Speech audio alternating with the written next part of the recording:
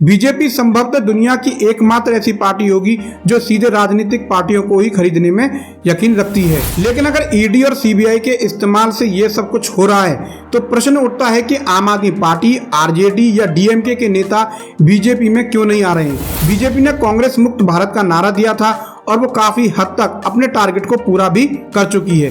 Supreme court ने यह भी स्पष्ट कर दिया कि स्पीकर के फैसले की कानूनी समीक्षा हो सकती है। बीजेपी ये समझ चुकी है कि हिंदू मुसलमान की राजनीति से उन्हें जहां और जितना फायदा होना था वो हो चुका है।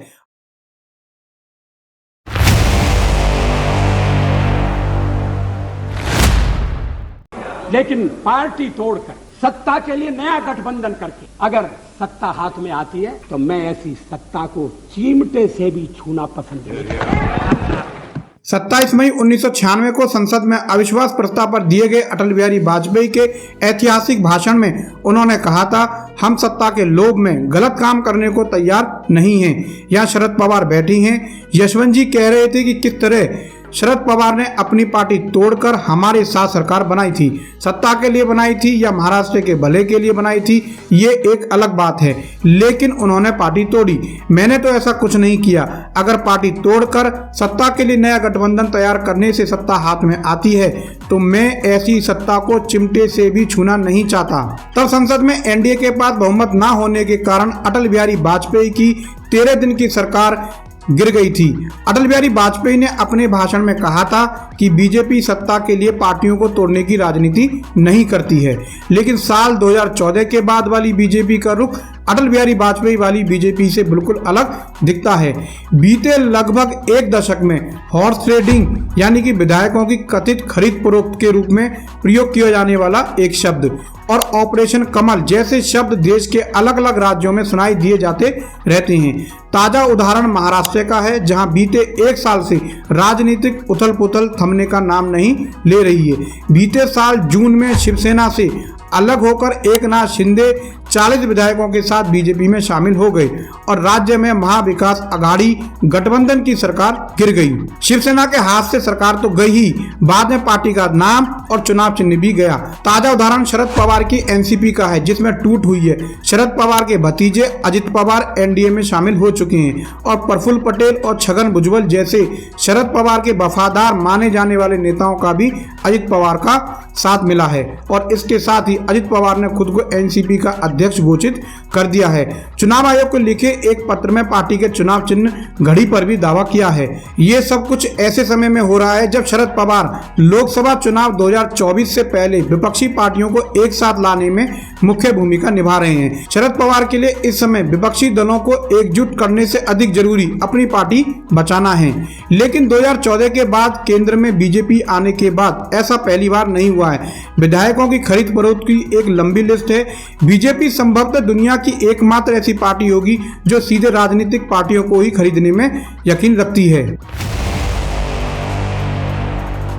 तो शुरुआत 2014 में उत्तराखंड से होती है, जहां कांग्रेस के 9 विधायक बीजेपी में शामिल होते हैं। फिर 2015 में असम के कांग्रेस के कद्दावर नेता हिमंत बिस्व शर्मा बीजेपी में शामिल होते हैं और 2016 में अरुणाचल प्रदेश के मुख्यमंत्री पेमा खांडू ही अपने 33 विधायकों के साथ बीजेपी में शामिल हो जाते हैं और साल 2016 में ही पीपल्स पार्टी के 43 में से 33 विधायक बीजेपी में शामिल हो गए थे। पहले कांग्रेस विधायक पीपल्स पार्टी में चले गए थे और बाद में बीजेपी में चले गए। 2017 में बीजेपी मणिपुर में कांग्रेस विधायकों के समर्थन से सरकार बनाती है। 2018 में कांग्रेस जेडीएस की सरकार गिराकर उसके 16 विधायक बीजेपी में शामिल होते हैं और बीजेपी कर्नाटक में सरकार बजाने में सफल हो जाती है। 2020 में मध्य प्रदेश में कांग्रेस के कद्दावर नेता ज्योतिरादित्य सिंधिया अपने 22 समर्थक विधायकों के साथ बीजेपी में शामिल हो जाते हैं और परिणाम वही होता है। एमपी में कांग्रेस की सरकार गिर जाती है, बीजेपी सत्ता में आ जाती है। 2022 में एकनाथ शिंदे के नेतृत्व में शिवसेना में टूट होती है। परिणाम स्वरूप बीजेपी महाराष्ट्र में भी सत्ता में आ जाती है और वर्तमान में एनसीपी में टूट हुई है और ये भी एनडीए का हिस्सा बन गई है। लेकिन ऐसे में प्रश्न उठता है कि दल बदल कानून की क्या स्थिति है। दल बदल कानून 1 मार्च 1985 में अस्तित्व में आया ताकि अपनी सुविधा के हिसाब से पार्टी बदलने वाले विधायकों और सांसदों पर रोक लगाई जा सके। 1985 से पहले दल बदल के खिलाफ कोई कानून नहीं था। दरअसल 1967 में हरियाणा के विधायक गयालाल ने एक दिन में 3 बार पार्टी बदली, जिसके बाद आयाराम गयाराम प्रचलित हो गया। हालांकि हरियाणा आयाराम गयाराम जैसी राजनीति का केंद्र रहा है। जैसे 1980 में भजनलाल जनता पार्टी को छोड़कर 37 विधायकों के साथ कांग्रेस में शामिल हो गई थी और बाद में राज्य के मुख्यमंत्री बनी। लेकिन 1985 में राजीव गांधी की सरकार इसके खिलाफ विधेयक लेकर आई और 92 संविधान संशोधन 1985 के द्वारा संविधान में 10वीं अनुसूची जोड़ी गई, जिससे विधायकों और सांसदों के पार्टी बदलने पर रोक लगाई जा सके। अब बात करते हैं कि कब कब कानून लागू होगा। दल बदल कानून की जो वर्तमान स्थिति है वो इस प्रकार है। अगर कोई विधायक या सांसद खुद ही अपनी पार्टी की सदस्यता छोड़ देता है, अगर कोई विधायक निर्वाचित विधायक या सांसद पार्टी लाइन के खिलाफ जाता है, अगर कोई सदस्य पार्टी व्हिप के बावजूद वोट नहीं करता, अगर कोई सदस्य सदन में पार्टी के निर्देशों का उल्लंघन करता है। लेकिन इसमें कुछ अपवाद थे।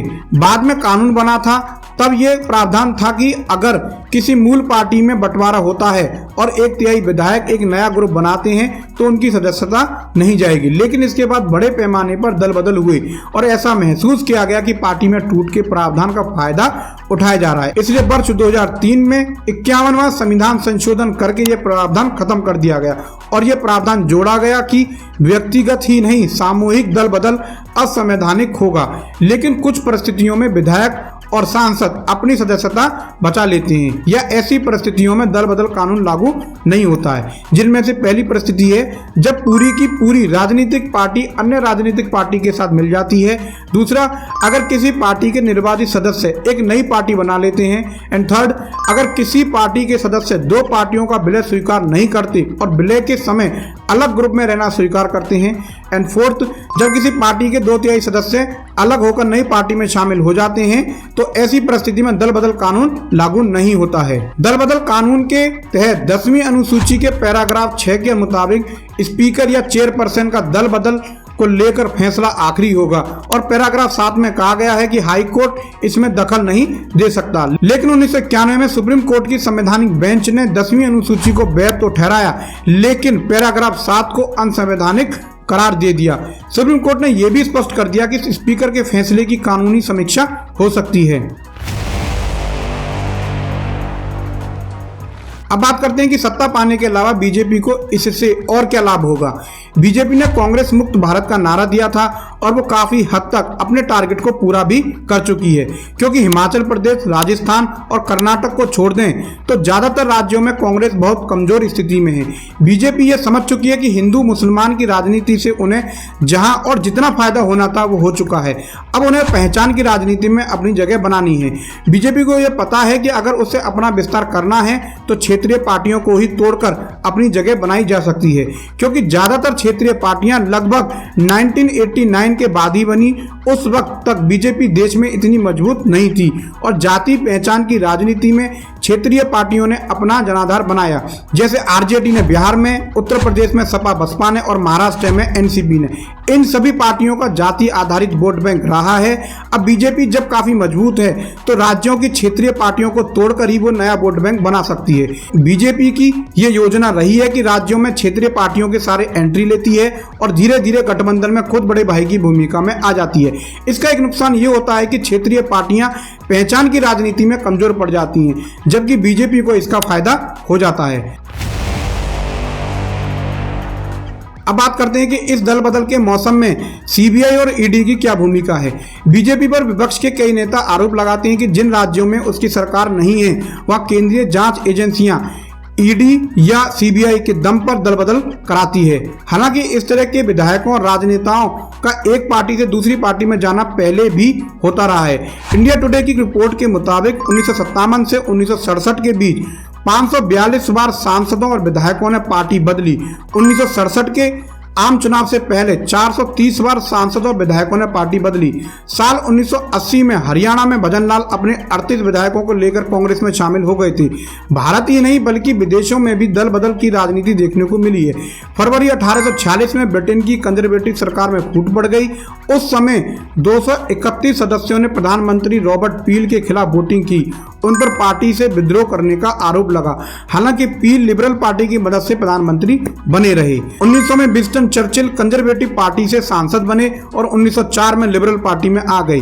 अब क्योंकि केंद्र में बीजेपी पहली बार इतने लंबे वक्त से है तो तमाम पार्टियों के नेता बीजेपी में जा रहे हैं। लेकिन अगर ईडी और सीबीआई के इस्तेमाल से ये सब कुछ हो रहा है तो प्रश्न उठता है कि आम आदमी पार्टी, आरजेडी या डीएमके के नेता बीजेपी में क्यों नहीं आ रहे हैं। नेताओं की भी अपनी महत्वाकांक्षा होती है और वो उसके लिए बीजेपी में जा रहे हैं। इस तरह विधायकों को तोड़ लेने में या बीजेपी में शामिल करने से बीजेपी और नेताओं दोनों को फायदा होता है। ये एक प्रकार से टू वे डील है। ये जरूर है कि जो नेता भ्रष्टाचार में संलिप्त होते हैं वो बीजेपी के साथ गठजोड़ करके ईडी सीबीआई की जांच से बच जाते हैं और ज्यादातर तो मंत्री भी बन जाते हैं, जैसा कि महाराष्ट्र एमपी में हुआ है।